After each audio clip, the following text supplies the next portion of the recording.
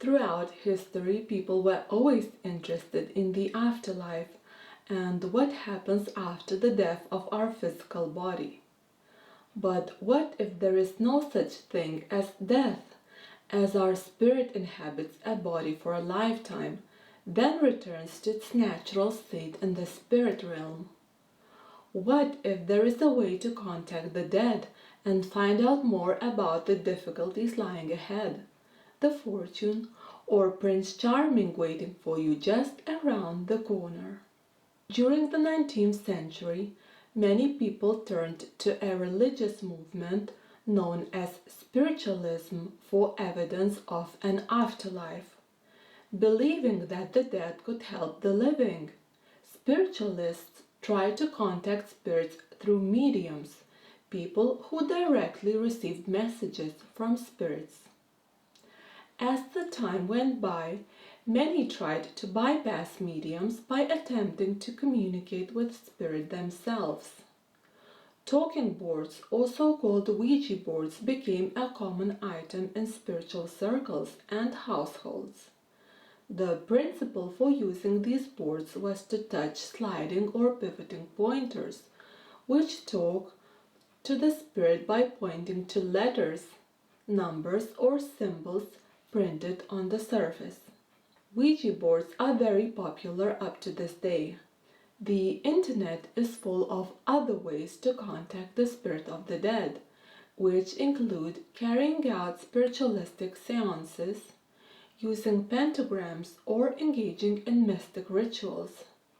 They say you can even use common household objects to call the dead, like pencils, cards, mirrors, candles.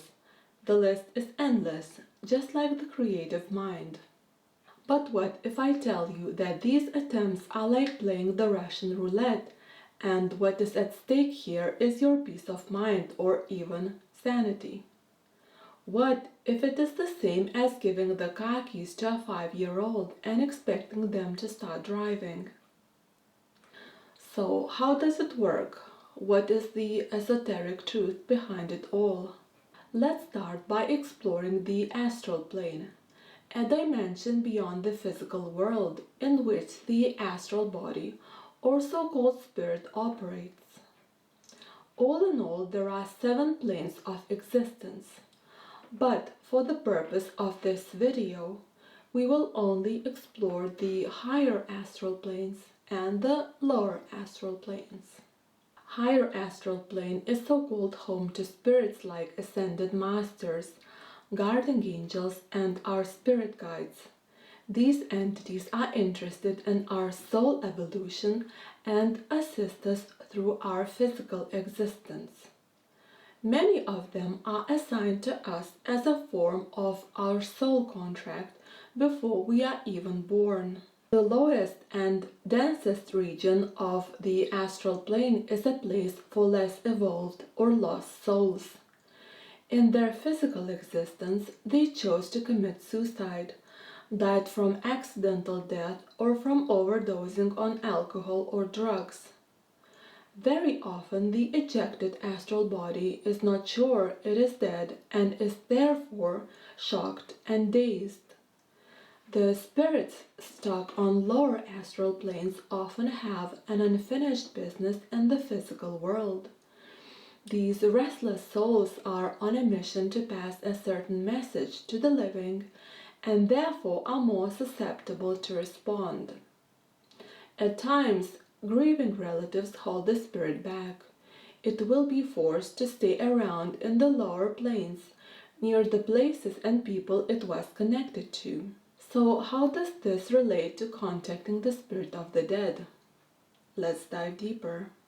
By engaging in various amateurish spiritual practices, many open the gates to the lower astral planes. If the thin line between two worlds is crossed over, special practices and esoteric knowledge is required to close the gates and to break the formed energetic cords between the entities called upon and the person or group of people who have conducted the session. The less evolved spirits may decide to linger around the people and places where the seance was conducted for longer than you would expect them to, as they tend to feed on fear as a form of energetic exchange for the piece of information that was provided. Keep in mind that the information received from lower astral planes is often incorrect, and these entities have no interest in your well-being or soul evolution. They will use impersonation and arrive when a spirit of your relative or a loved one is called upon.